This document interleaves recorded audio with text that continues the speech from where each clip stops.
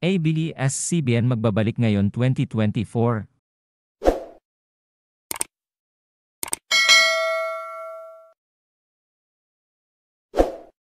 Mula sa isang reliable source ng Tunate Abante News, malaki raw ang posibilidad na maibalik na muli ang prangkisa ng ABS-CBN ngayong taong ito. Hindi naman daw tumigil ang pakikipag-ugnayan para nga muling mabigyan ng franchise ang network.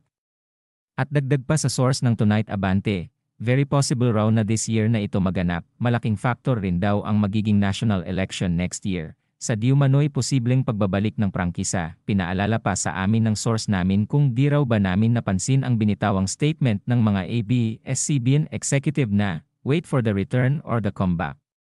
Matatandaan na bumagsak ang bilang ng mga nanonood ng telebisyon simula nang tumigil sa pag-ere ang mga programa ng ABS-CBN sa free channel matapos patayin ng 70 kongresista ang prangkisa ng kumpanya. Yeah!